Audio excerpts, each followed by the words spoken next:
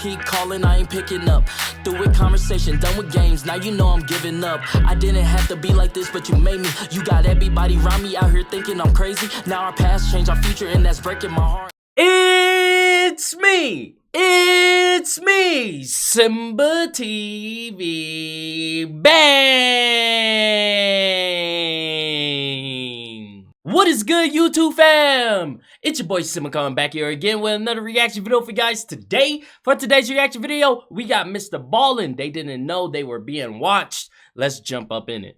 If you haven't heard about what happened at the Gay Pride Parade in the Netherlands, it's likely because you haven't seen the infamous security footage that's currently going viral on Reddit and other places on the internet. Today, I'm going to show you portions of that security footage and tell you the story about what's really happening so you have context and can really appreciate what you're seeing. But before we get into that story, if you're a fan of the strange, dark, and mysterious delivered in story format, then you've come to the right place because that's all we do, and we upload once a week. So if that's of interest to you, please swap out all of the Pop-Tarts in the like button's pantry for the unfrosted kind. Also, please subscribe to our channel and turn on all notifications so you don't miss any of our weekly uploads. Okay, let's get into today's story.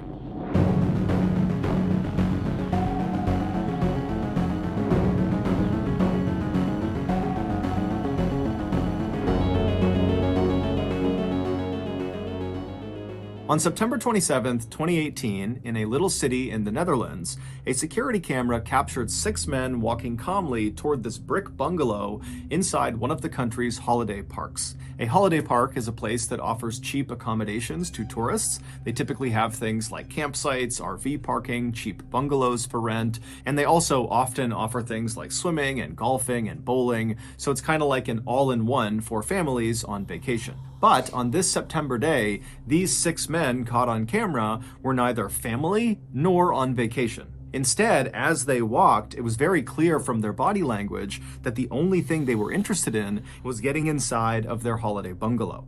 Once they did reach the front door of this bungalow, the apparent leader of the group, who had dark brown hair and a full beard, he pulled out a key, unlocked the door, he opened it up, and then he made sure the rest of the men took off their shoes before walking inside. And then once all the men were inside the door, the leader shut the door and locked it behind them, and then barefoot, they walked through the hallway into this corner living room in the back of the bungalow. And in this room, there was this L-shaped couch that was centered on a coffee table and a couple of chairs scattered throughout the rest of the room. And so the 6 men kind of took up seats in these different places, and then after they were all sitting down, 2 of the men who had been seen walking into the bungalow carrying backpacks and duffel bags, they pulled those bags out and set them on the coffee table. And as soon as these 2 men did that, the other 4 men who had been chatting amongst themselves went completely silent and turned and just faced the bags on the table. It was very clear that whatever was in the bags was very significant. So significant, in fact, that the group had pulled most of the curtains across all of the windows inside of this bungalow to make sure no one outside could look in and potentially see the contents of these bags. And once the 2 men unzipped the duffel bags and backpack and began putting the contents of the bags onto the table, it became incredibly clear why the men were so on edge. Inside of these bags were guns, and in the Netherlands, no private citizen is allowed to possess them. Over the next hour, the 2 men who had...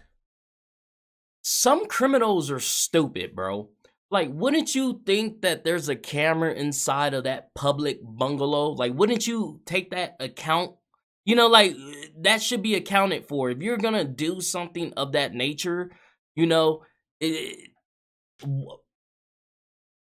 wouldn't you weigh out every aspect? You know, like, every possible scenario? Like, someone's always watching, bro. Someone is always watching. Look, even by the title, like, someone is always watching. Actually carried the guns into the bungalow, they began going over some instruction with the other 4 men of how to use these slick black pistols and AK-47 rifles. They taught them how to load the guns and reload and how to aim, and they did a number of dry firing exercises, which is basically pulling the trigger on any real gun when the gun is not loaded. And so these 4 students paid careful attention to their 2 instructors, and at some point they became more confident, and you could just see the excitement was building in the room. At one point, one of the students grabbed two of the AK-47 rifles and held one in each arm and pretended to fire them simultaneously, like you would see in the Rambo movies. But when one of the two instructors reached back into one of these bags and pulled out a new item, a vest, and laid it on the coffee table, immediately the mood in the room shifted again. Now the students seemed more nervous than excited. One of the four students eventually walked forward and somewhat reluctantly extended his arm to allow the instructor to slip the vest onto him. And then once the vest was put on the student, you can see in the camera footage, there are pockets all over this vest with little wires poking out of them. Oh, this vest what? was a suicide vest, and the pockets contained explosives. What? Oh, hell no, bro. What are y'all planning to do? For what what is the reason, bro? Like, people just, what?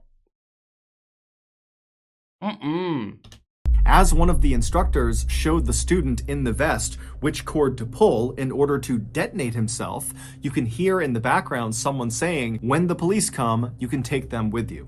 A little over 2 hours later, these 6 men were done, and they began packing up their arsenal of new weapons back into the bags, and then they stood up. I see why they don't care about the cameras, because they was not planning to come back. Wow. They were not planning to be here for jail sentencing or nothing, bro.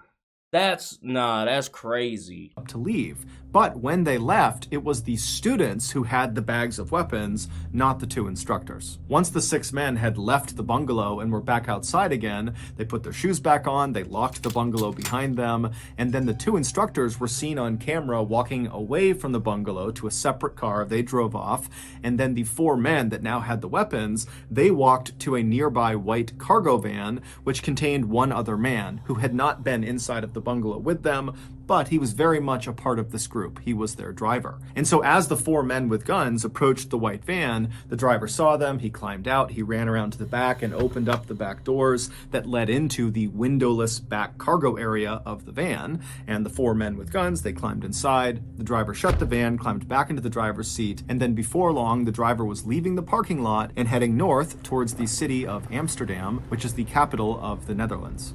Every year, Amsterdam plays host to one of the largest gay pride parades and events in the world. The location is significant to the LGBTQ community because it was here in 2001 that the first gay marriage bill was signed into law, making the Netherlands the first country in the world to legalize gay marriage. So, for 1 week a year, hundreds of thousands of people pour out onto the streets and line the canals of Amsterdam, all drawn together to affirm gay rights and to celebrate their sexual expression, preference, and identity. And the men in the white windowless van intended to use their new weapons and training to kill or maim as many parade goers as possible. They were hopeful that their terrorist attack would rival or even eclipse the attack from 2015 in Paris in a nightclub that killed or injured more than 500 people and sent shockwaves through Europe. That's so wrong, dude. That's so wrong. You know, trying to take a life because of their preference in sexuality or religion or skin color, like, that is just so wrong, bro. Like, I say this a lot. There's special places in hell for people like that, bro. None of this of what these people are doing is affecting you. None of it. They're just having, having some expression in their life. They're expressing their love. They're expressing their sexuality. They're expressing, whatever it's religion, whatever it is, man. None of that shit, it doesn't affect you. Move on about your day. To try to take someone's life for something that they can't control is just wild, bro. It's wild. Like, and I get it. Some people don't agree, It is what it is. Move on. Don't try to take somebody's life because you don't agree with how these people are living their life. Come on, man. That's messed up. 30 minutes later, the 4 men in the back of this windowless van felt the van slow down and pull off the main road and not come to a complete stop, but just kind of begin to slow roll, which was odd because they had no reason to slow down and they were at least 30 minutes away from their destination. And so instinctively, the men reach down and make sure their guns are safely stowed inside of their bags and out of sight in case somebody opens the back door. They don't want people to know they have guns. They are illegal. And so as the van continued to go painfully slowly for really no reason that was clear, the men in the back of the van were really starting to worry that something was wrong. Now remember, they have no windows. They can't look outside. They don't know what's going on. However, there was a small crack in the partition that separated the back of the van from the front of the van where the driver was. And so the men in the back of the van began craning their necks and looking through this little crack to try to see if they could understand what was in front of the van and, why the driver had stopped. And when these men looked through that little crack and they saw what was out there, they immediately began to panic. They began reaching down and fumbling for their bags, trying to open them up to get their guns. And then by the time they're kind of getting the guns into their hands, all the doors on the van fly open and the men in the back just begin firing their guns blindly at the open doors. But when they pull their triggers, nothing happens because their guns were fake. They had been sold to them by the people who were flinging open their doors, the police in tactical gear with their dogs, and they knew these guys had fake guns. They knew their suicide vests were fake. They were full of fake explosives. They have nothing lethal inside of this van. And so the police, they just fling the doors open and send in the dogs. And so the dogs, they jump into this van and these wannabe terrorists are screaming and they're firing their fake guns at the dogs as the dogs are shredding these terrorists to bits. And then whenever they tried to jump out, the police would just pistol whip the terrorists until finally all of these wannabe terrorists were in the fetal position crying, or they were crouched down with their hands over their head.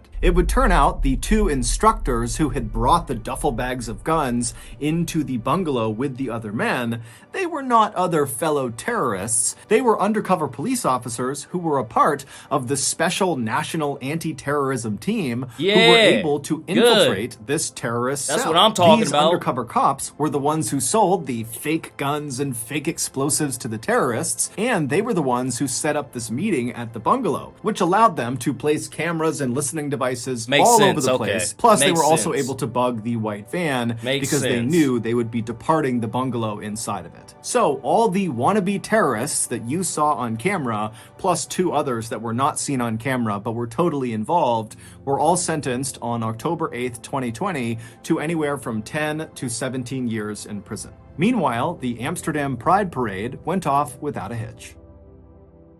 Good.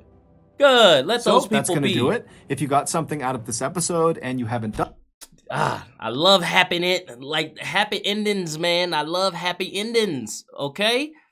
Beautiful. I loved it. Hustle, man. They got what they deserve. Prison. And I hope they go to hell trying to take people's lives for no reason, man. If you guys like this video, go ahead and hit that thumbs up button for me. Thank you guys for commenting, sharing, and subscribing. And I'll see you guys next time. Peace.